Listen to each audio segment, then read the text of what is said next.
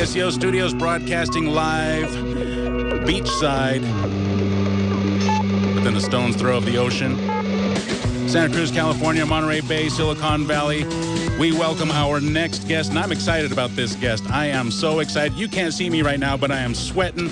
Our next guest is Nadine Strossen. Now, Nadine is author of the book called Hate, Why We Should Resist It with Free Speech and Not Censorship. Nadine Strossen is a professor of constitutional law at New York Law School and the first woman national president of the ACLU, where she served from 1991 through 2008. She's a frequent speaker on constitutional and civil liberties issues. Her media appearances include 60 Minutes, CBS Sunday Morning, Today, Good Morning America, The Daily Show and other news programs, CNN, C-SPAN, Fox, Al Jazeera, all kinds of places you've probably heard or seen her before, or maybe even read some of her pieces in the New York Times, the Washington Post, the Washington Times, USA Today, all kinds of places. Is it Doctor or just Nadine? Just Nadine, please. Nadine. Okay, Nadine. So I made it through the introduction, and I didn't blow it yet. Thank you for joining us here on Flight 1080. This book, I'm a very slow reader, but I did manage to read the first chapter. I just got it last night. I got the book last night. I read the first chapter, and this thing is amazing. And if the book is anything like the first chapter, holy cow. It is so rare to hear somebody put into words the things that I feel, but just don't have the ability to put into words. You know, I am a minority. I'm Latino, Mexican American, whatever you call it. I am dark skinned, and people tell me all the time, how can you stand up for people who hate speech? And I don't know what to tell them. I don't know what to tell them because they're speaking against me, right? They hate me. Those people hate me, but yet I will stand up for their right to be idiots if that's what they want to do. And I don't know how else to put it, and I'm glad that somebody out there can do it for me. So again, welcome aboard Flight 1080. Tell us a little bit more about why you wrote this book. Again, the book is called Hate, Why We Should Resist It with Free Speech and Not Censorship. Well, thank you so much for having me on your very impressive show, Dave, and I'm really grateful that you took your time to begin reading the book. And Chapter 1 is an overview of the entire argument, and then the rest of the book goes into more detail. And I have to say, I also am a member of a very reviled minority by being a Jew. My father was actually a Holocaust survivor. So I'm very, very concerned about combating hatred and discrimination and stereotyping. And I want to tell your audience that my message is very well summarized by the title. The only verb in the title is resist, right? So the main title is Hate, and the subtitle is Why We Should Resist It with Free Speech, Not Censorship. So I am advocating that we speak up and we act up and we advocate and we organize against hatred and discrimination and discriminatory violence and in favor of equality and dignity and diversity and inclusivity. But censoring hateful words and ideas, while it may sound very appealing, turns out to actually do more harm than good. So precisely those of us who are members of disparaged minorities have the biggest stake in making sure that government and other powerful actors in our society don't get what is an inherently discretionary power to decide which ideas are so hateful that they should be subject to censorship. And I give some examples. So, many people, powerful government officials have argued that Black Lives Matter advocacy is hate speech, right? In France, where they actually enforce laws against hate speech, the head of an LGBT rights organization was actually criminally convicted of hate speech because she called the leader of an organization that opposed gay rights, she called her a homophobe. And that was deemed to be criminal hate speech. So I just don't trust the government to make these inherently subjective determinations. You and I as individuals should make our own decisions about what ideas we hate and choose not to listen to or to refute, right? to respond to in whatever way we choose, but we should not empower the government to do that. Right, because, at this point, like you said, some people, maybe even some people in the government, would love to label Black Lives Matter as a hate group and suppress their speech. So when you start getting into suppressing hate speech, you are going down a very, very dangerous road. And I'm glad, again, that you are here to help me explain why this road is so dangerous and such a slippery road to traverse. So in the beginning of the book, you suggest that we get familiar with a few terms. Two of them that pop up quite frequently, at least in the first chapter, and I'm assuming in the rest of the book, is the two terms I see most so far is emergency test and view neutrality. Do you want to talk about that? Oh, so I can summarize all of First Amendment law. And the First Amendment, of course, is what contains the freedom of speech guarantee. Very complex body of law developed over many, many years by many Supreme Court decisions. But it really all boils down to two principles which really make so much sense. One is the viewpoint neutrality principle, which says government has to remain neutral to the viewpoint, the idea, the message, the content of the speech. It may never suppress or punish speech merely because of disapproval or dislike of the idea or view that the speech conveys. However, government may suppress or regulate speech according to what I call the emergency principle, and that is if in a particular context, the speech, so we're going beyond its content or its viewpoint, right? But in a particular context, that speech directly causes certain serious, specific, imminent harm, such as a true threat, which instills a reasonable fear in the person at whom it's targeted that they're going to be subject to some kind of violent attack, or intentional incitement of imminent violence, where the violence is likely to occur imminently, or a targeted harassment or bullying. And when you think about it, it really makes so much sense. When the speech really is the most likely to cause some kind of tangible harm, then it can be punished. But government is not empowered to just say that is a bad idea. And it's unpopular in the community. That is never a justification for punishing it. You mentioned here towards the end of the first chapter, President Obama was a big supporter of free speech. As a matter of fact, was very against trying to suppress hate speech, right? He felt, as you do, that the best way to fight it was with more speech and not censorship. And this was very important during the last couple of years of Obama's presidency, was when we started to see a resurgence of student activism on campus in support of Black Lives Matter and other social and racial justice causes, and in favor of immigrants' rights and against sexual violence. And as a veteran student activist from many decades ago, I've been very happy that we now have students for the first time in a long time really caring and being committed about social justice. But the sad thing, Dave, is that we know through anecdotes and through surveys that too many students think that speech is an enemy, that freedom of speech has to be suppressed. Surveys show that majorities of college students think that hate speech should not be protected. They disagree with those Supreme Court decisions. And that bothered Barack Obama. So during the last part of his administration, he regularly addressed college students. I think the last commencement address he gave was at Howard University, a historically black college. And he said specifically to minority students that it's especially important for you to engage with ideas that you hate and not to try to shout them down or shut them down or have disinvitations.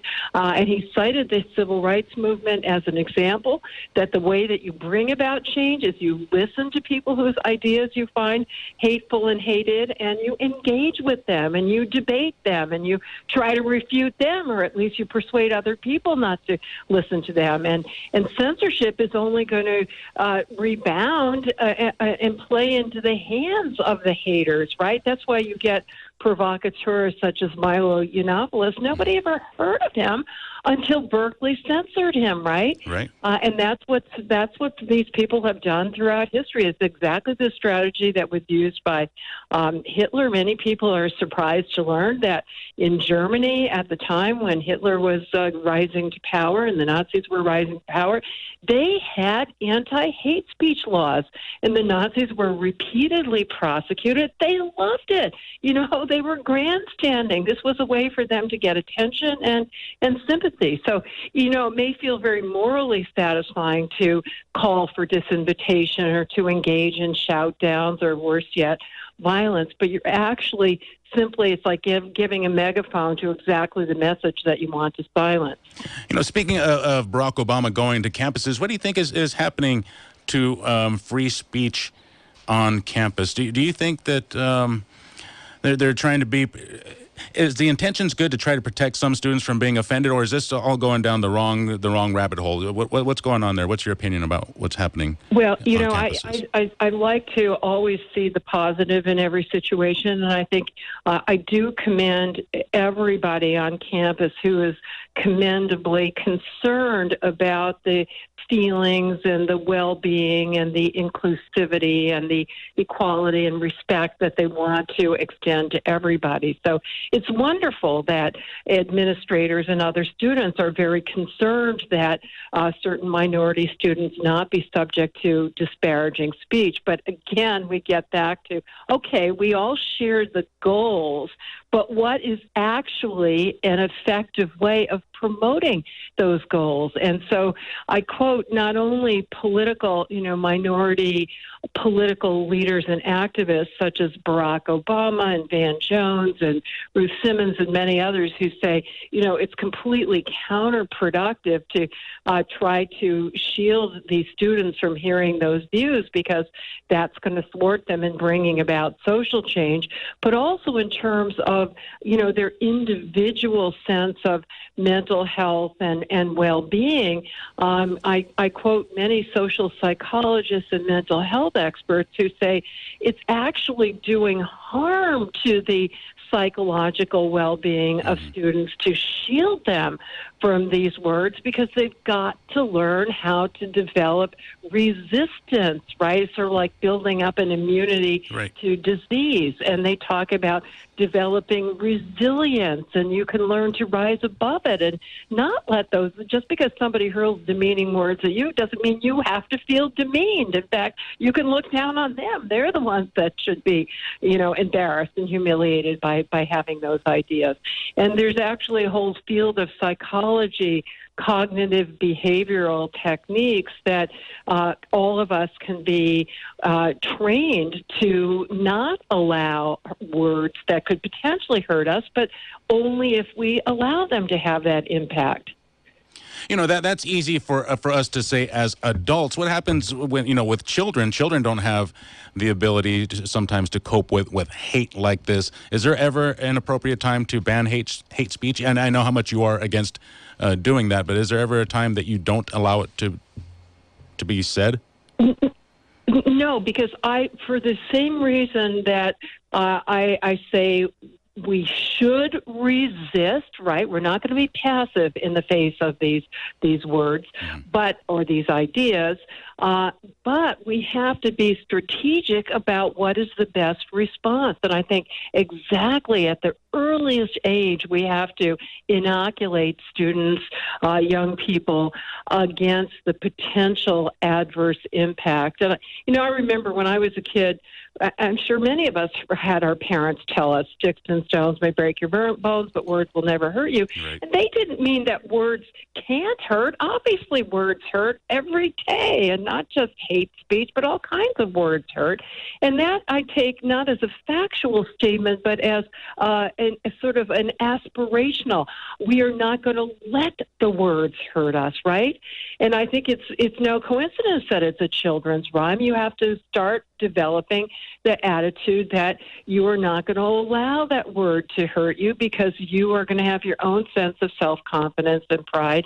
And I've actually talked to adult friends of mine who were bullied when they were kids for being gay or, different in some way. Kids can be very cruel, and they talked about how they learned to rise above that or to repel it with humor or other strategies. And I think, by the way, it's part of equipping people from a very young age to deal with other kinds of problematic speech, including fake news, right? Yes. We have to train people from the very beginning to process, to not believe it, to not be adversely affected by it, and you can't start too young.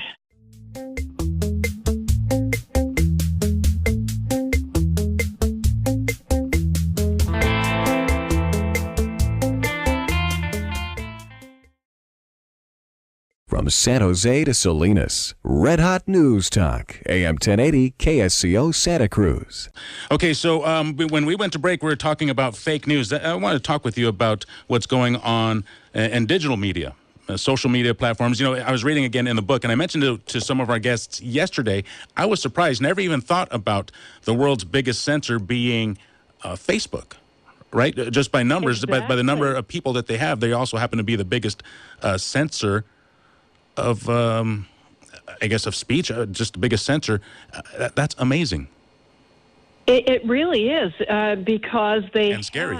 And the United States Supreme Court actually unanimously recognized this in the decision they issued last summer, where they said, for all practical purposes, the most important means of communication now and source of information, it's no longer the proverbial public square and streets and parks and, traditional media. It's social media.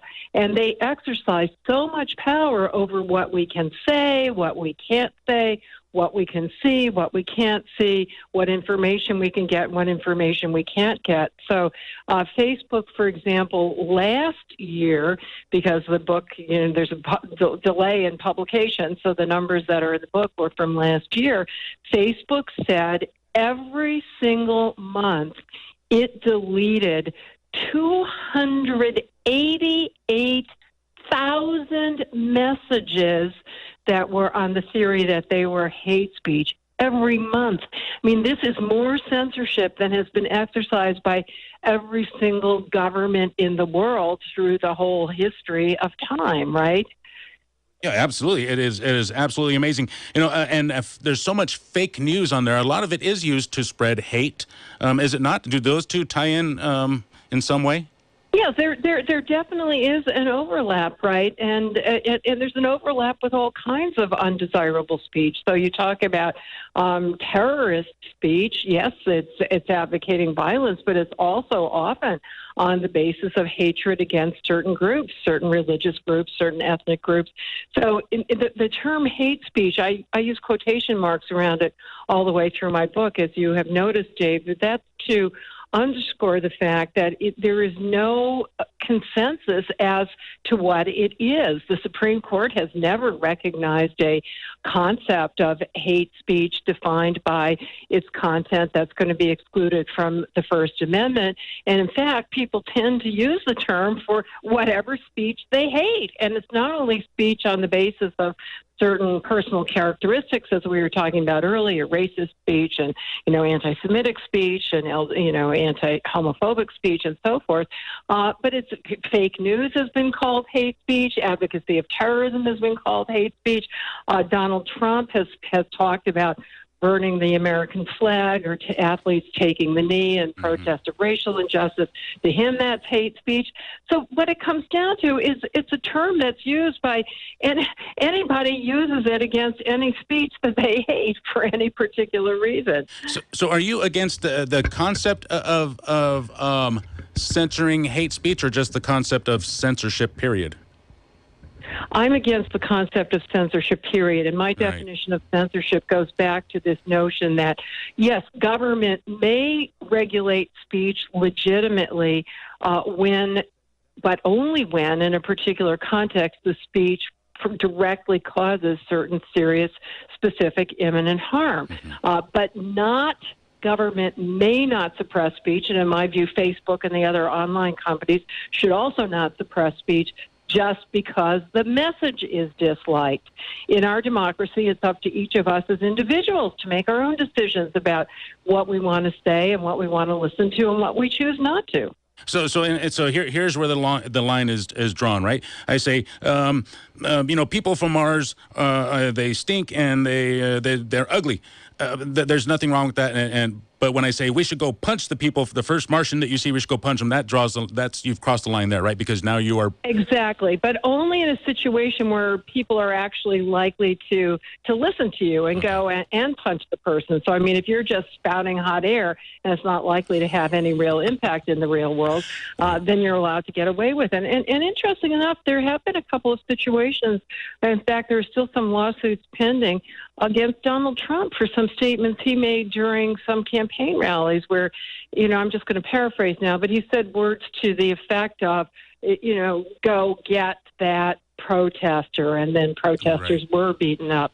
And the question that, some judges have said that is there's enough of a question there that it should go to a jury to decide, does that meet the test of intentional incitement of imminent violence, where he really intended people to commit the violence and where they were likely to do that. Wow. I'm not advocating one way or another on the facts, but that's what the legal standard is. Right. No, I get that. That's fascinating. That's why I love this book. I love this topic because it is, it's so many times you have to challenge yourself to stick to your guns and to really stick for your morals, and that is, free, don't censor speech. It doesn't matter what kind. And sometimes you challenge yourself, and sometimes, it's self-conflicting, but it is just a fascinating subject, and you did a great job. And you're operating in a medium that is still subject to censorship. Yes. That's another little complication. One of the most, I'm not going to say something that's going to make you beep me, because I do get regularly beeped on the radio when I talk about my favorite Supreme Court decision, which I do quote in the book, where the Supreme Court upheld the right to use a certain four-letter word that starts with F in the statement, F the draft. And interestingly enough, it's in the pages of the U.S. Supreme Court reports, but I still can't say it over the air, right? Yeah, please don't. Please don't. It's been my feeling, and if it was my money and my station, I would feel confident that, yes, we could get away with using it in that context, but I just it's not my place to do that. Okay, so we do have some phone calls coming in, and I want to talk with you about a whole bunch of stuff, Nadine, but let's get to some phone calls, text messages, and let the audience get in on this conversation. Let's go out to Gary. He's calling from Live Oak. Let me lock in Nadine. There we go. Gary, thank you for your call. You're in the air. Yeah, thank you for being there. There's a group locally that's called Freedom Forum, and they've been active for about, probably a dozen years or so. And they've had speeches or talks on forced vaccinations and GMOs and candidate forums and 9/11 and so forth. Last fall, two of the county supervisors threatened the providers of space, two different Granges, and the group had to meet in one of the public parks. Our local ACLU seemed to be AWOL on helping us address this. But here we have county supervisors and one of the local faith groups, part of COPA, which is one of the Saul Alinsky groups, protest against the speaker. The speaker had also spoken a couple of years ago at a forum or a situation which was more friendly to the supervisors. But this was just so Nazi-like and bare brass, and coming specifically from people that are elected from the county, that it puts a pall on trying to find space to continue to present the forums. Nadine, do you have any comments? Yeah. If I understand the facts correctly, you're saying that the group, because they were politically unpopular with those who are now in power, were not allowed to access public parks and other public spaces that are generally open to the public. Is that what you're saying? Well, I'm saying that the supervisors specifically called the providers of space for a particular speaker who was talking on 9/11. So they were, it wasn't the group in general. Some of them have attended our candidates' nights and so forth. Yeah.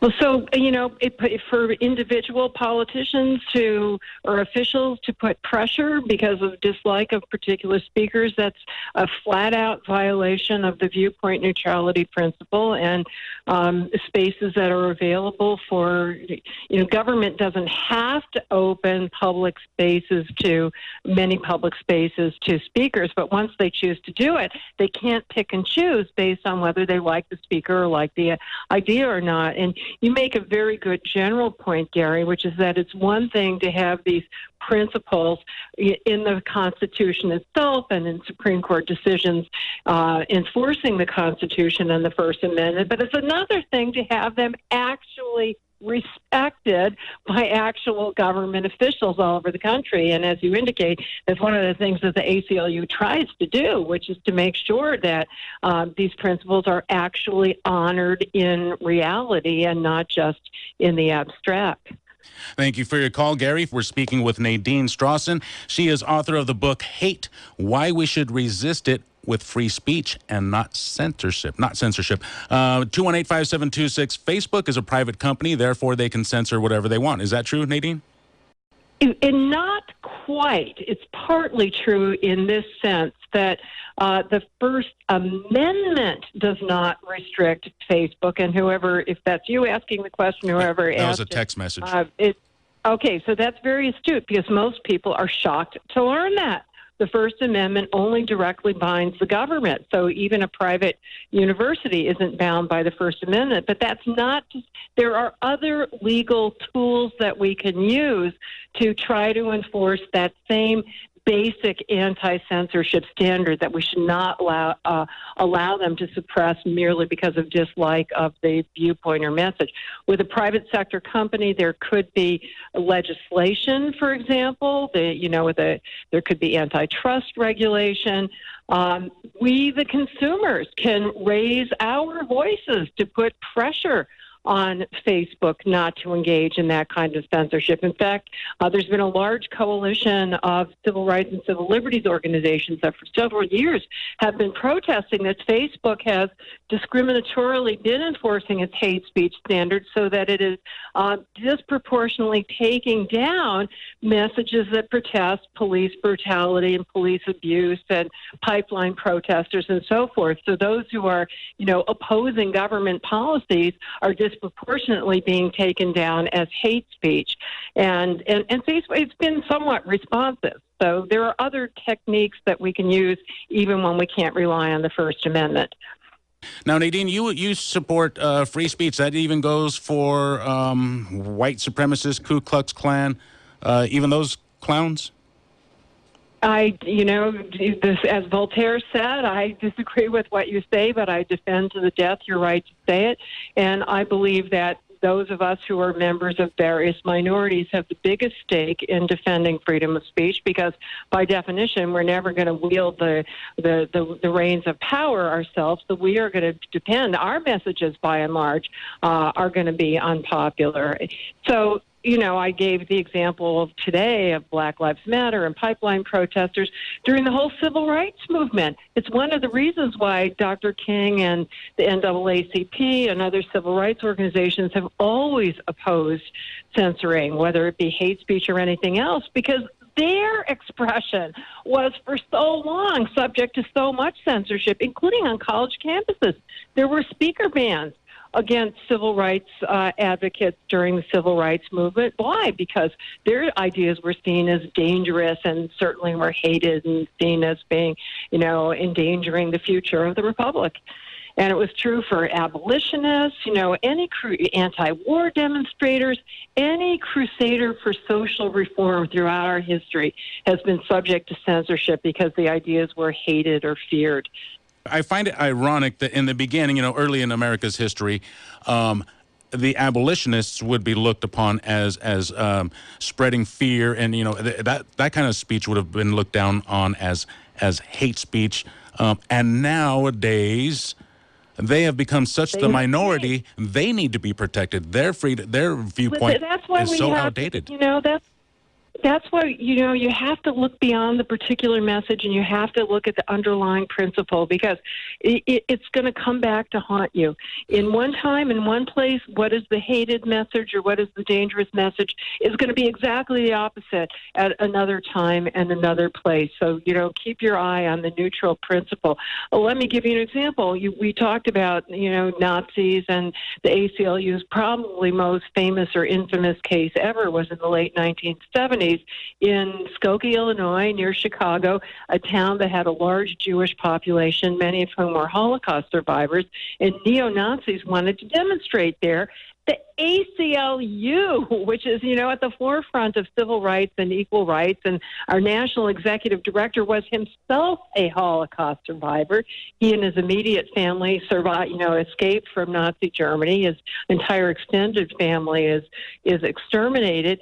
And as we pointed out in our brief to the court in that case, the arguments about the psychic pain and the potential violence and the potential danger, those were exactly the same arguments that had been made 10 years before in another town in the very same state of Illinois, Cicero, Illinois, when Martin Luther King wanted to demonstrate there in a town that was highly segregated and many white supremacists, and they denounced his ideas in exactly the same way. Right. Those are dangerous ideas, and they're traumatic to us, and they're offensive to us. Nadine Strossen is author of Hate, Why We Should Resist It with Free Speech, Not Censorship. Where can we pick up this book? You can get it at hopefully your local independent bookstore, but also Barnes & Noble, which hosted a reading for me, and also Amazon, where you'll find some very nice Vine reviews. And so basically anywhere you can get books. Oh, and for those of you who like, it's available in Kindle format and also Audible. I do most of my reading through Audible, and I was very thrilled that I survived the audition and I got to perform my own book for Audible. Wow, congratulations. Yeah. I love Audible because I just don't have time to read these books. That is a fantastic way to have the books read to you and to digest them and get them in your head and actually get the meaning of the book. It's fantastic. All right, congratulations. That's exciting. I went and picked up my copy down here at the local bookstore, and they had it there. So hopefully you can stop by and pick it up here in Santa Cruz or wherever you are. Again, the book is called Hate, Why We Should Resist It with Free Speech, Not Censorship. Nadine, a lot of governments would love to have the power to censor things, calling it free hate speech, wouldn't they? And a lot of governments do have that power, and my book gives many, many examples. Not surprisingly, in the most authoritarian countries, they make no pretense about it. They just use these laws as a way to prosecute and imprison any political opponents or dissenters. But the problem is also severe in democratic countries. I mean, I was really shocked at a number of speeches by politicians, government officials and candidates for public office who say something that somebody finds offensive that has to do with race or gender, and it's treated like as hate speech. Can I give my favorite example, if I have to choose, is from the United Kingdom, which we hardly think of as an authoritarian country, and it's not. But a couple of years ago, a candidate for the European Parliament is giving a speech, proverbial, standing on the town hall steps, and as part of his speech, he's very critical of, he thinks that Britain has to be careful about integrating Muslims into its society. I probably would disagree with him on his perspective on immigration. But to illustrate his concern, he reads a passage from a book that Winston Churchill wrote early in his career called The River Wars. And Churchill talks about the dangers of what he called Mohammedanism. Interestingly enough, he was critical of Islam because of how women are treated. He thought men had too much power over women. So, maybe it's an anti-Islamic statement, but it's a pro-feminist statement. Anyway, be that as may, here he's making a political point, quoting a former prime minister of Britain, and 6 police officers arrive on the scene because that was the complaint that was hate speech against Muslims. So somebody reports him as having committed this crime. 6 police officers arrive, handcuff him, put him in the paddy wagon, drive him down to the police station where they hold him for hours. And they finally decided they were not going to press charges. They released him, but with a warning. If you do this again, you may be prosecuted. And that actually led his opponent to say, can you believe this? A politician is committing a crime for giving a hustings speech to his constituents in a democracy? Wow. You bring up, there's a story in here, 2015, the University of Missouri. Is this the story you're talking about? They issued a request to turn in people spreading hateful and hurtful speech so that they can go over there and talk to them. I was thinking, holy cow, that is scary stuff. It was the police department. Yes, the police department said any student should report any hateful or hurtful speech. My God, I'm a professor. Suppose I make a constructive criticism of a student's paper. That I'm sure is going to be hurtful. Am I going to be reported to the police? We're speaking again with Nadine Strossen, author of the book, Hate, Why We Should Resist It with Free Speech, Not Censorship. So before we go out of here, Nadine, let's talk the costs and benefits of banning free speech, the costs. What do we lose by banning free speech? By banning hate speech, I should say. We lose individual freedom. We undermine our democracy because where we the people are the governors, to quote the opening words of the Constitution. How can we possibly do that unless we can have vigorous debates about these important and sensitive topics such as race and gender and religion and so forth? And we also undermine all of the values that are said to be promoted by censorship: equality, dignity, inclusivity, diversity, societal harmony, because, as I show and as the experience of other countries shows, these laws, while very well intended, actually do a lot more harm than good.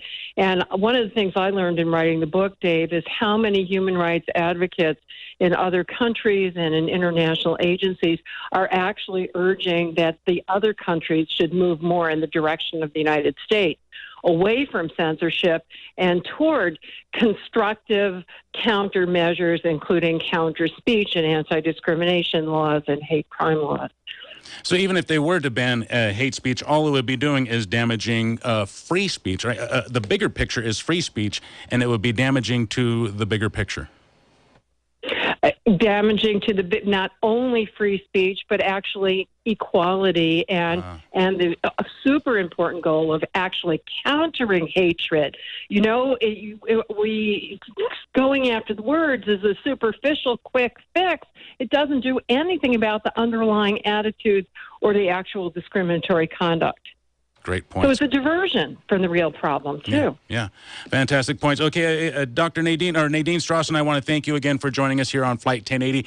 A fantastic interview. I just love this topic. And again, I thank you so much for joining us here. Wish you the best. My pleasure. Thank you, Dave. You have a good day. You too. That was Nadine Strossen, again, author of the book, Hate, Why We Should Resist It with Free Speech and Not Censorship. They have the book down at the local bookstore. Head down there. If they're out, just ask for another copy because they don't have many. Head down to your local bookstore and ask for it. Nadine Strossen, a fantastic book. Pick it up if you can.